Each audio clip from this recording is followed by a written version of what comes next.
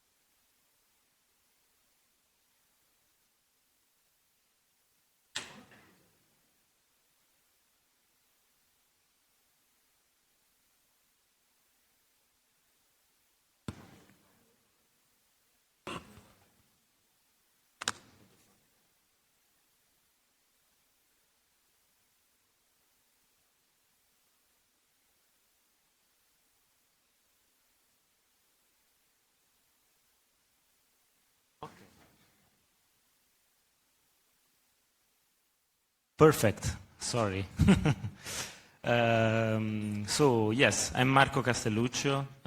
As Danica said, and as you can guess from the slides, I'm working at Mozilla. I'm an engineering manager managing the CI and quality tools team, translations team, and PDF team. In particular, this talk is more related to CI and quality tools, where we use both classical tools like static analysis, linting, and also machine learning-based tools. We've been using them for a few years, since before they were cool. Now we're continuing to using them even with the additional tools like LLMs. Before we dive in the topic, I wanted to first give you an idea of the Firefox scale. We have hundreds of bug reports.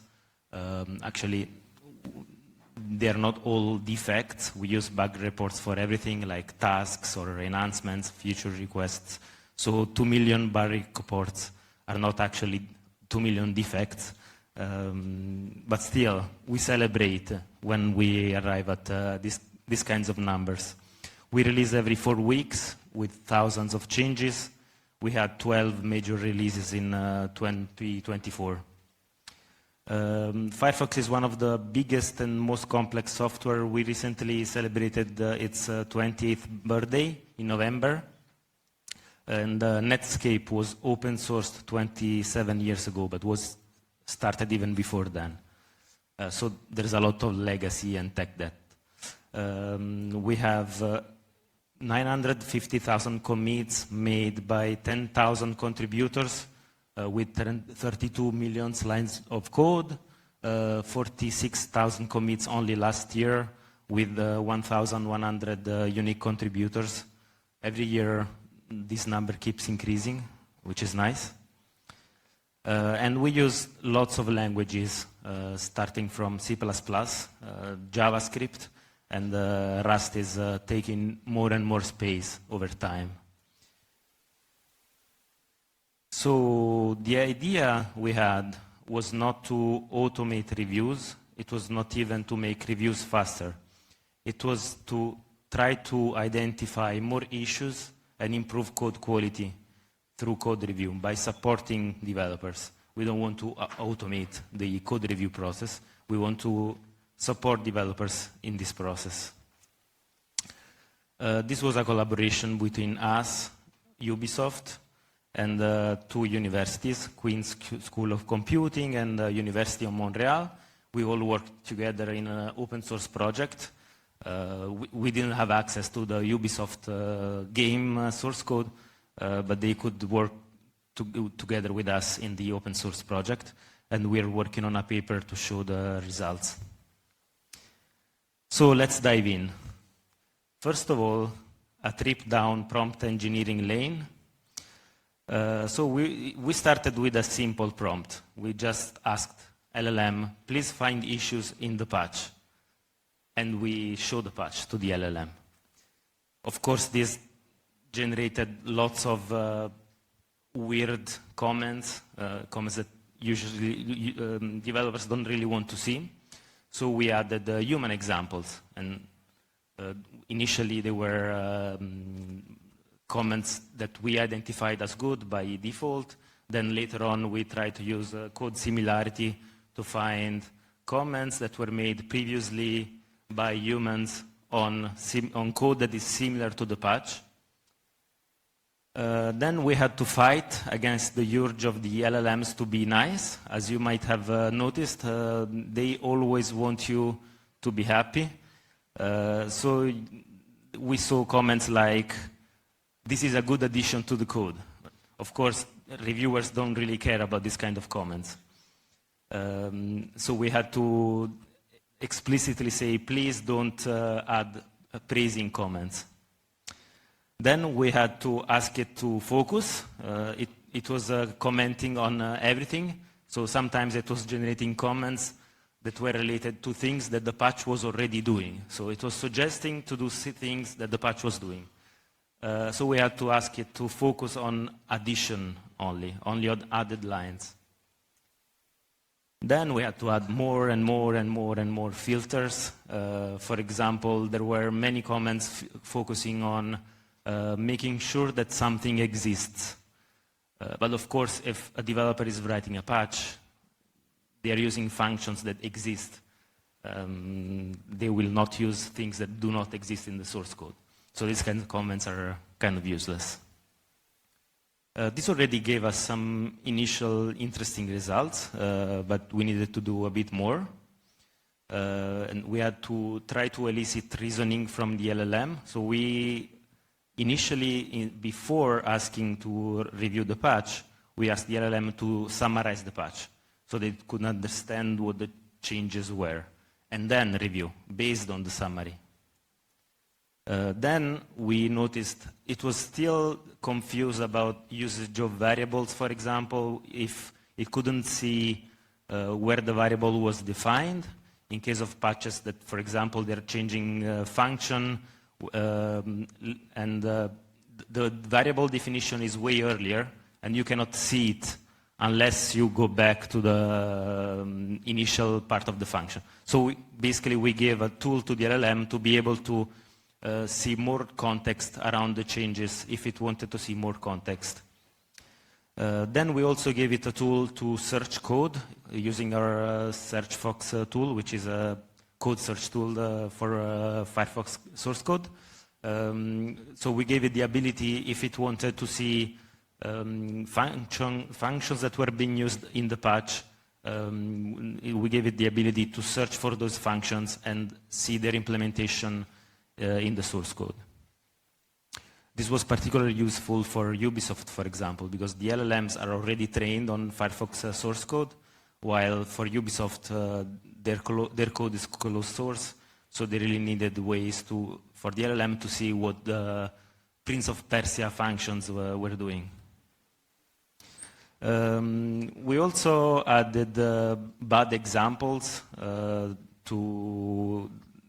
other bad examples to teach the LLM not to add them. For example, still praising comments like, overall, the patch seems to be well implemented with no major concerns.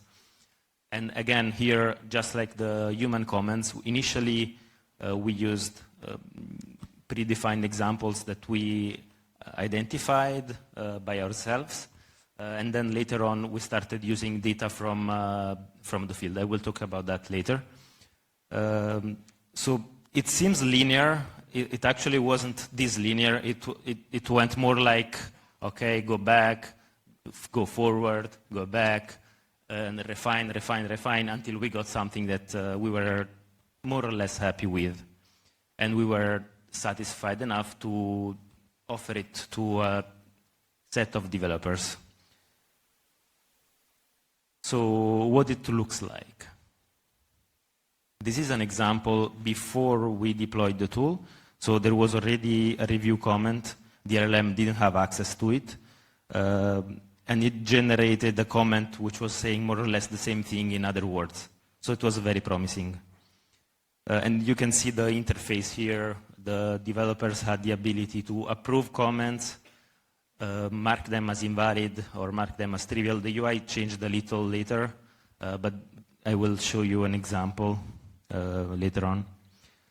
This is another example from when the tool was actually deployed. It was actually maybe from 2 days ago. It was nice, so I added it. The LLM identified that potential overflow in this code, and so the developer fixed it by adding a check for the overflow. This is another interesting example. In this case, the LLM identified a possible division by 0, and it was actually true, but it wasn't clear how to fix it. Because there were tests that were actually using images with size 0. So the developer didn't exactly know how to fix it. The patch landed as it is, and the developer will investigate more to figure out what to do exactly. And this is an example with JavaScript. You can see actually the first part of the patch was way in another hunk of the patch. It's line 15 and 16, and the second part of the patch is way later. And the LLM was able to identify a problem with the accessing of this variable. And it was a different language. Before it was C++, now it's JavaScript. Of course, it's able to identify issues in both languages, and it can identify issues in different parts of the patch, not only in... it has the full context, basically.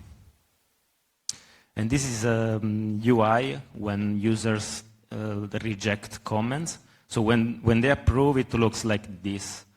The comment was generated, the contents of the comment, and then we say this comment was generated automatically and was approved by this person.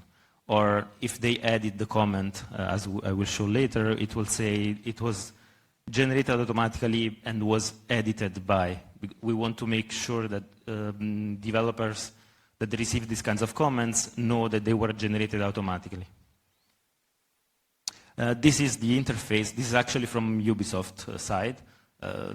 What happens when you try to reject comments? So users could select the reason for rejection. In most of the cases, it was a trivial comment when they rejected. But there were many cases also of useful in the development phase, not in the review phase, or useful as a tip for reviewers, not as a review comment. So do people like it? How many comments are accepted? 8% of comments are accepted on Mozilla, 7% at Ubisoft. It's not a huge number, but it's also very promising because it means it is finding valuable, highly valuable cases. There is still a lot of noise that we need to address, but still it's very promising, as you saw in the examples before. Some developers said it detects perfectly possible flaws in the code, but most of the suggestions are more in the development realm than the review realm. And that's why we added those two cases, useful as a tip for reviewer, not as a review comment, useful in development phase, not in the review phase. Because these cases, okay, they're not considered here between the 8% or the 7%, because they were not accepted, they were rejected, but they were still useful in some way. And so we had another percentage, the percentage of appreciated, which contains both the accepted ones which were published and the ones that were considered as useful, even though not useful as comments in the review. And it was more or less a fourth of the comments, almost a third of the comments at Ubisoft. And it also depended on the seniority of the developers. So some more junior developers appreciated this kind of review tips more than more senior developers, for example. The other thing we were wondering is if the reviews would be slower or faster with this kind of tool. We were not, as I said at the beginning, we were not aiming to make reviews faster, but we also didn't want to make them slower. And developers said things like, often looking at the suggestion helps me think more about the code and reflect a bit more on what is done and why it is done. So overall, I think it is a bit slower to do reviews, but my reviews are actually better now that I use the tool. We didn't track the review time at Mozilla, but Ubisoft tracked the review time, and we saw that the additional time for this kind of comments was not that long. So for accepted comments, it was around 28 seconds. For rejected, it was 16 seconds. Probably it was obvious that they were bad comments. And in general, it took 42 seconds more per review. So it didn't add too much review time. Of course, there are some cases where it took way longer. So toward 150 seconds. And this is probably because sometimes the LLM could hallucinate problems that do not actually exist. But then if you're not familiar enough with the code, you need to actually go and try to find out if it is actually the case or not. It actually happened to me once. I was not familiar with the API that the developer was using, so I had to search for documentation, try to figure out if it was real or not, etc., etc. And I think it turned out to be real, but still it was a long rabbit hole. And our comments edited, we were wondering if they were edited or not, and what happens when they are edited. We found that most comments are just accepted as they are, or they are shortened. And this is because LLMs are often too verbose. So in the most recent prompt, we are asking it to be super concise. There were very few examples of lengthened comments. At the time we wrote the paper, it was only one. Now there are a few more. You can see in the first case, it was just because the developer wanted to be the reviewer wanted to be nice to the developer, and it added a suggestion on how to fix the review comment. In the second case, instead, the reviewer was not sure about the comment, but they thought it could be valuable. So they said this was suggested by the review helper add-on. However, maybe this should handle errors, but please make sure. I guess this is a case where you could consider it might have been a waste of time for if it turned out not to be true. We don't know. I need to look into it. The other thing we wanted to see is, are accepted comments valuable enough as human comments? So we set out to see if they led to the same number of changes, and it turned out that yes, more or less 74% of LLM comments lead to changes, and 73% of human comments lead to changes. So they lead to changes more or less in the same way. Next steps. So we saw a few promising results. At the same time, we saw there is a noise in the results. So we want to improve them. So the first step, improve bug detection capabilities. So right now we're using, as I said in the prompt engineering phase, we're using past human comments plus the knowledge of the LLM from pre-training. And we're thinking of building a data set of synthetic comments. So basically on Bugzilla, a few years ago, we were smart enough to think of adding a new... Hello? Okay. Adding a new field called regressed by, where developers can say which patch caused a bug. So this has been used for metadata purposes to know how many regressions there are, etc., over time. But it can also be used in this case, for example, for building a data set of fake comments to teach the LLM about very highly valuable cases. Because basically, we have the original bug, we have the patch associated to the original bug. We know this patch causes another bug, which is the regression, and we have the patch that fixes the regression.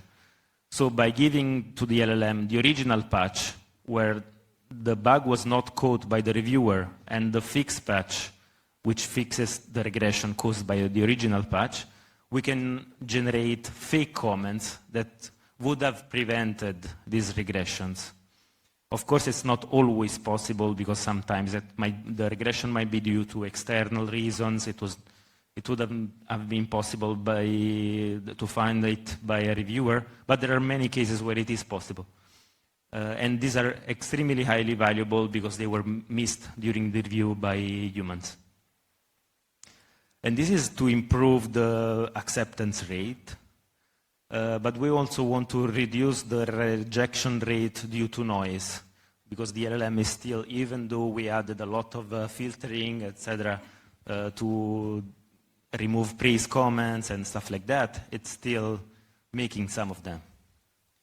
So we want to reduce trivial and unwanted comments. First of all, we want to allow customization by type. As I said, there are some developers who like to see the review tips. Some other developers don't want to see review tips. So we want to categorize them and give the option to the reviewers to see some of them, and other reviewers to see only a subset. And we want to introduce more filtering using past rejected examples. So with the implementation of the tool, as I showed, we collect feedback from developers, and we have a lot of accepted and rejected comments. We can use the rejected comments, ingest them into a vector database. So whenever we generate new comments with the LLM, we can find for similarly looking comments in the rejected comments vector database by similarity, and we can add them into the prompt and ask the LLM not to generate things that look like that. We're still working on it, so I don't know exactly how the solution will look like.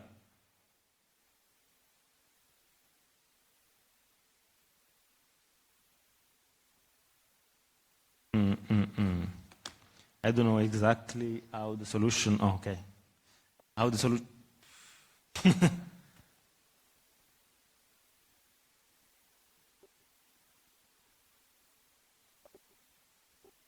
Okay. Yes.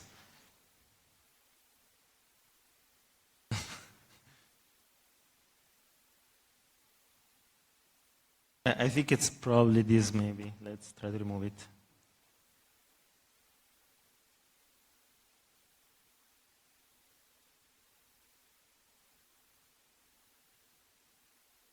Maybe try to...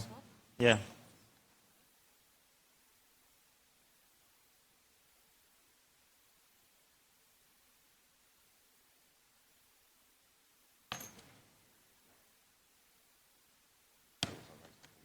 You have the PDF?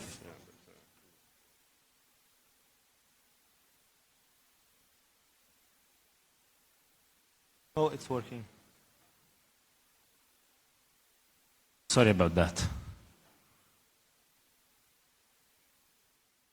So yeah, we don't know exactly how the solution will look like, but we have a big, not big, but big enough data set of rejected comments from developers, which we can use for clustering, filtering, and so on and so forth. And we hope this will greatly reduce the number of noise comments.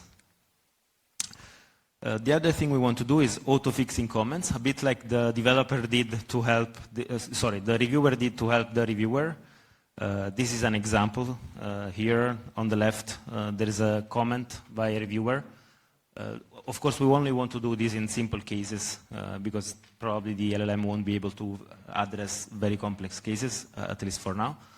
But for very simple cases where developers can just accept without having to edit the code locally and push the patch again, ask for review again, etc., we could generate suggestions directly in the review system, and they could just accept them and land the patch.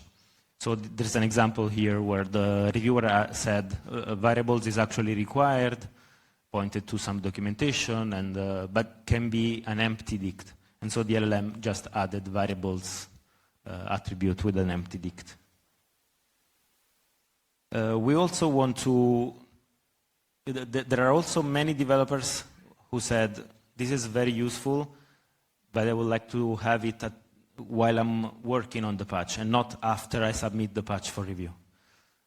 So we are thinking of building an IDE integration so that they can use it before.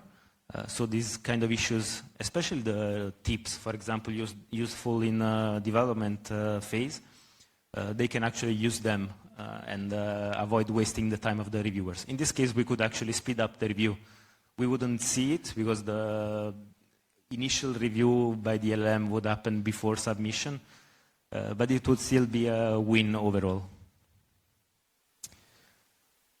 All right, this is more or less it when it comes to using LLMs for code review, but I also wanted to show a bit what we're doing in addition to code review to still support developers with various tasks. First of all, QA test case generation. So LLMs can often have hallucinations. So you could say that they're very creative.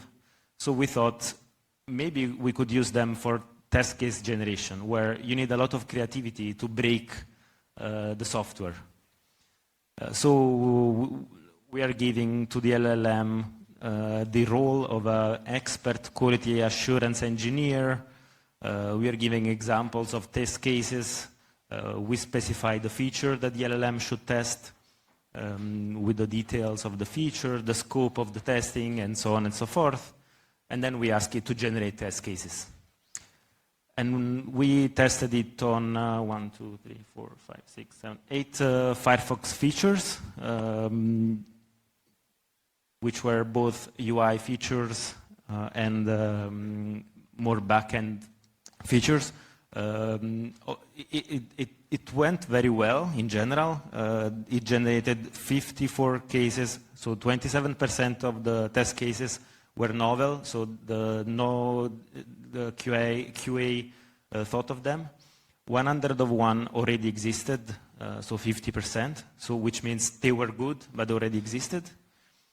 29 were invalid, and 16 other reasons for rejection. But in general, it was very valuable for the QA teams.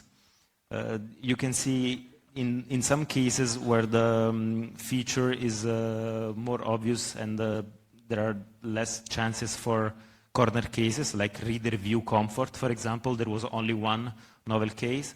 But in other features which could lead to more corner cases, like image to GenAI in PDF, there were way more novel cases found. And in case of the back button intervention, which was mostly back-end stuff, there was no novel test case found. Another aspect is a smart documentation search. So we are building a RAG architecture to ingest the Firefox source code, the bugs from Mozilla, the history of the development, basically. And then building a chatbot for developers. This was mainly thought for new contributors who might come in, or new employees, etc. And we started testing it with the PDF.js by taking questions and answers from Matrix, from the PDF.js Matrix channel, and comparing the human answers with the LLM answers.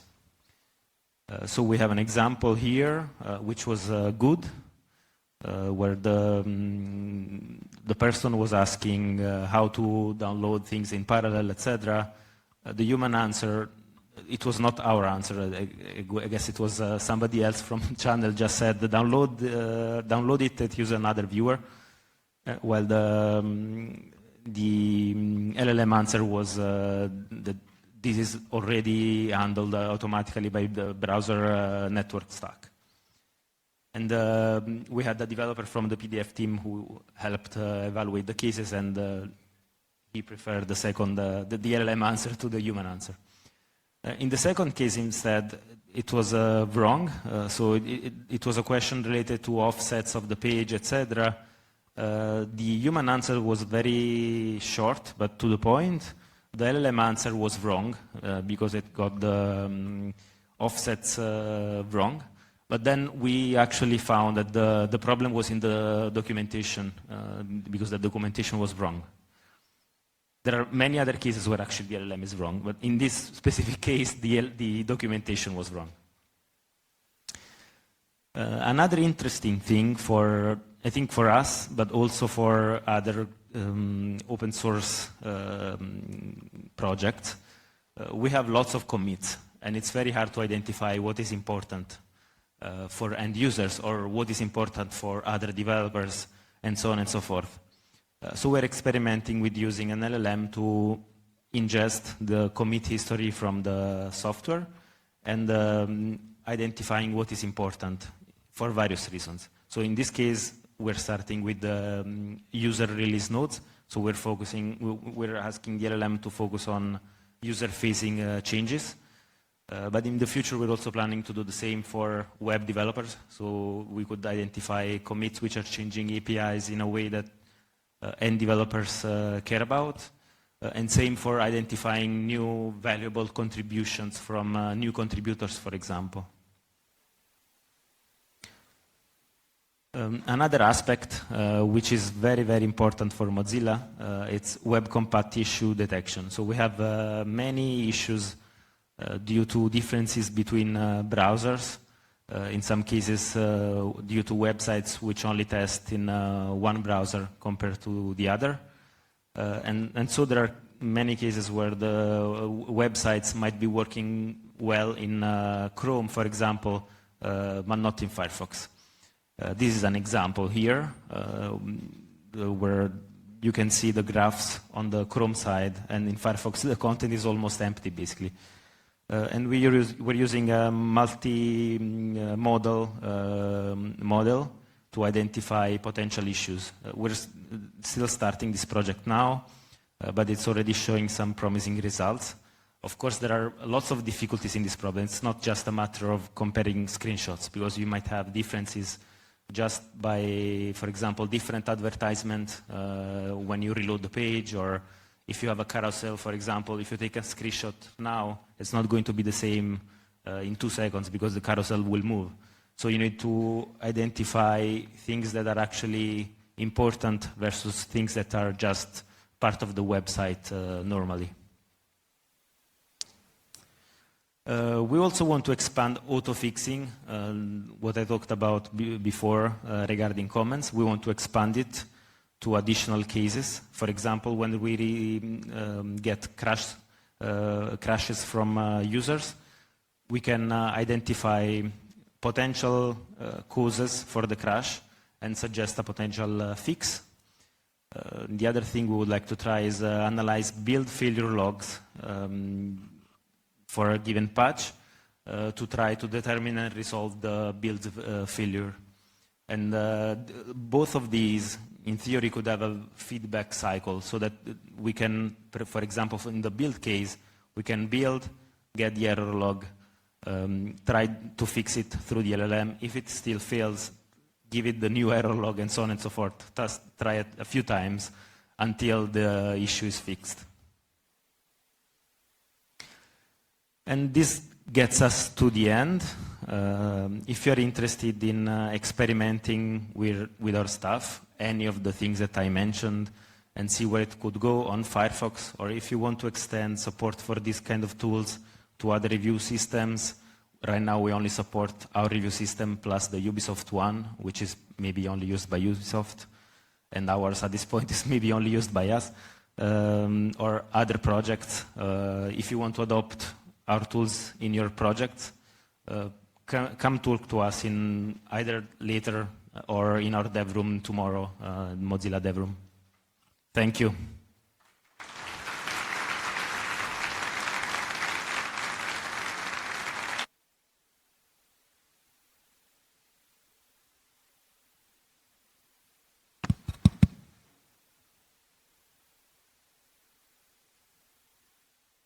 Thanks, great talk.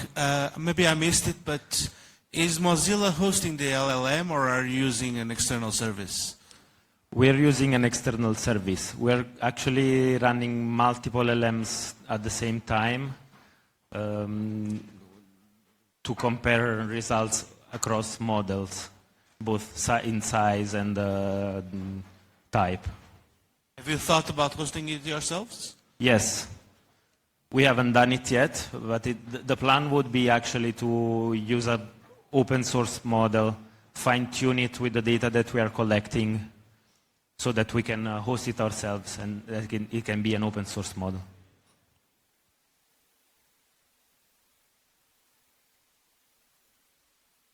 What are the costs for running those services? I haven't looked at the costs recently. They were not super high. But if you want, I can share the numbers with you later. Okay, and especially the environment costs, please? The environmental costs, yeah.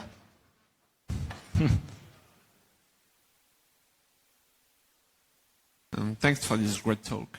So I was interested, I suppose you selected Ubisoft as a partner because you have common points with them. So for instance, they code in C++. Without divulging any secrets, of course, I would like to ask you how the general public could make use of your research. Do they have to be programming Mozilla specifically, or is there something that can be used generally? Sorry, I missed the last part of the question. The question is, how reusable is your work for people who work with C++ code bases? I think it should be pretty reusable. The collaboration with Ubisoft was because we already were collaborating with them. We have a lot of touch points, like you mentioned, because they also have big, large code bases in C++ and legacy code bases.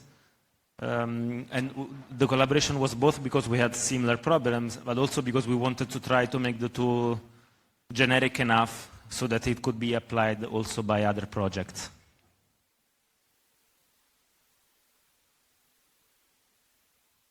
Hello.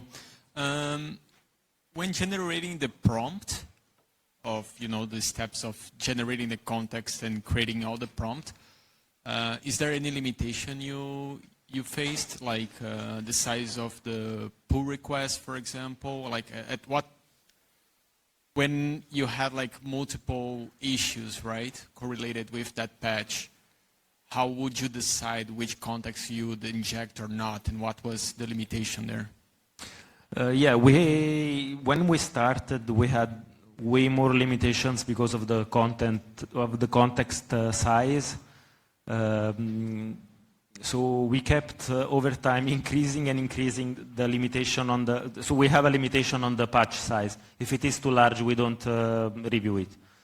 And this limitation was pretty small at the beginning, and then we kept increasing it over time, because of the larger context sizes that new models support.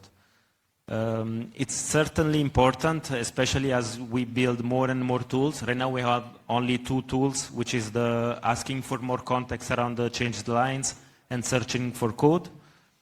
In the future, if we add more and more tools, for example, searching for documentation, running tests or whatever, we will have to choose what is most valuable, because we will have limitations on the context anyway at some point.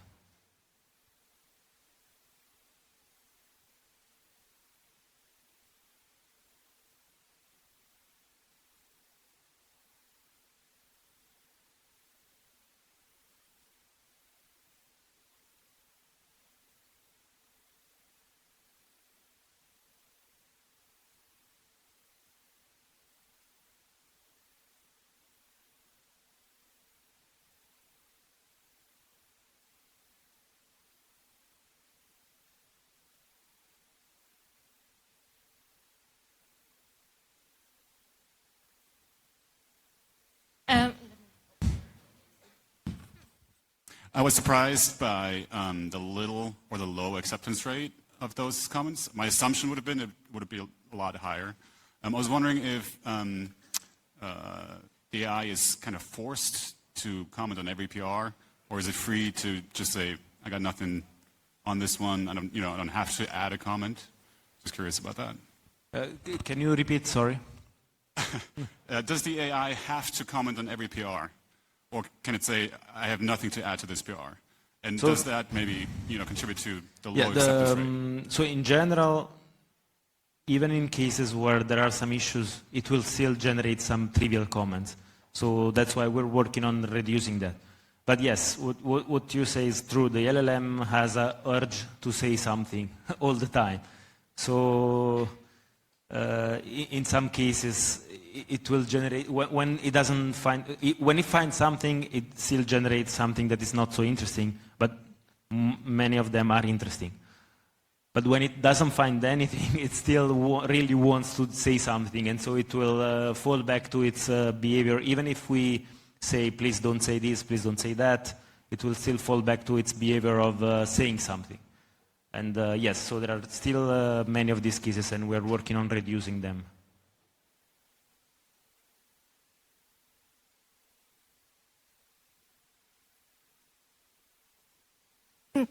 I have a question as well. I think I have two maybe. Like, do you dog feed the AI tool to also review the code that is being used to generate the tool? No, Okay. not currently. Okay. Right now we are only using it on Firefox source code, not on any other Mozilla project. So we have a small group of developers who are participating in this experiment, and they are all Firefox developers working on Firefox source code. Currently we only show the results to the reviewer, so that because we want to collect as much feedback as possible, if we showed it to the developer could just fix the issue without clicking on the button accept or clicking on the button reject. It wouldn't make sense for the developer to accept the comment, publish the comment, and then fix it. So that's why in the experimentation phase we're just showing it to reviewers and only Firefox reviewers. Hello. Yes. Another question. So I may have misunderstood, but like right now, the tool only goes over the added lines, the lines that were added in the patch. What about the lines that were removed? Why are they not being reviewed by the tool? The issue was that before we asked it to focus on added lines, and it was focusing on changes that were already made by the patch. So it was suggesting to do what the patch was already doing. So it was a kind of a hack to avoid the LLM focusing on things that the patch was already doing, which wouldn't make sense to comment about. I think it's a limitation that we should resolve. While building the prompt engineering process, it sounds easy, but it's extremely complex. Like I said, we go back and forth, back and forth, back and forth. We built some tools to validate changes. So whenever we make a change, we have a tool that compares we rerun the tool on many past reviews, and we compare the comments that are generated by the new version of the prompt with the old version of the prompt automatically, and then we manually label the ones that are new, completely new compared to before, so we can see, okay, is the new version of the prompt generating the same comments as before? Is it generating more comments that are accepted, that were previously accepted? Is it generating fewer comments that were previously rejected? So now we have all of these tools around the tool itself, and we can more easily iterate on the prompt. So this is one of the things that I want to try next. Try to remove this or rephrase it to ask it to focus on new changes, but not only on added lines, also on removed lines. But we need to find a good way so that it doesn't fall back to to adding comments on things that are already done by the patch. Thanks. Any more questions? you have described some comments that were good, but not good review comments, but good tips for development. How can we have a comment given during a review which is good for development but not be a good review comment is a little bit mysterious to me. So basically there were things like, I could find some examples later and share them with you, but one example that comes to mind is things like ensure that this code path is not leading to a crash, for example. This is something that the reviewer should do. It's not for the developer to do. So it's not a comment. It's something like ensure this is good. Like please double check this. But it's a suggestion to the reviewer actually. I mean, it could be considered a suggestion for both. But usually when you are reviewing a patch, you don't add a comment to say please make sure this is correct. You will make sure that this is correct. And then if it is not correct, or if you are not sure if it is correct, you will say something. But you will never comment saying, please make sure that this is correct.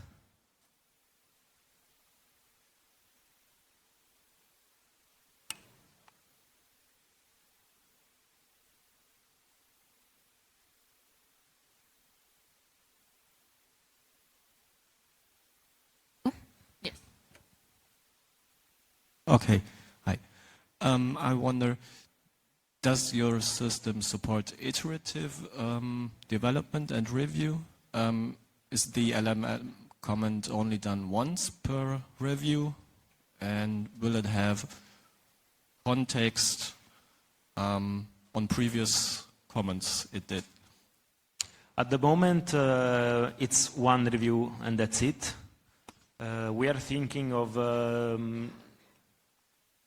re-architecting it to be a bit, to take into account the previous reviews as well, but also to maybe make it conversational in case of those useful review tips, for example.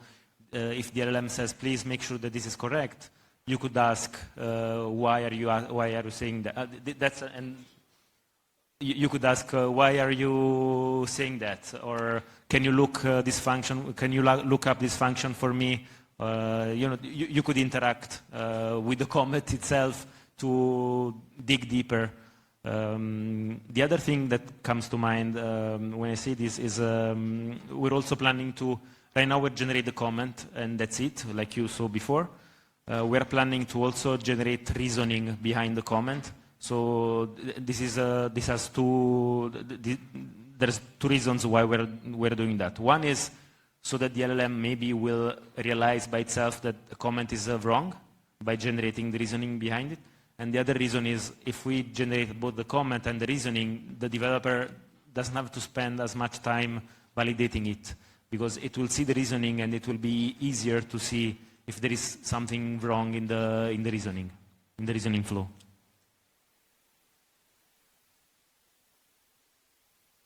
Okay. Any last questions? There is one there.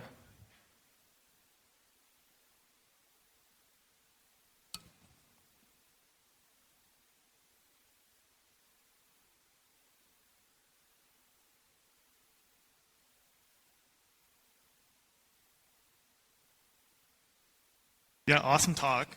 I had a question about tokens. Like, how many tokens generally are being computed during like each review? And is it a multi-step review to get the final result, or is it just like a single like conversation that happens once? It's so I don't know about the tokens. I need to look into that. It's a multi-step process. So it's not just a single prompt and the result. It's summarize the changes. Okay, now please find issues. Okay, now please filter these issues based on these other results, etc. So there are multiple steps to get to the answer. There is the link to the project in the presentation, so you can anybody can have a look at how the prompting system, prompting process works. Thanks. just checking to see if anyone has any more questions. Okay, looks like we are done. Thank you so much, Marco. That was a really nice presentation.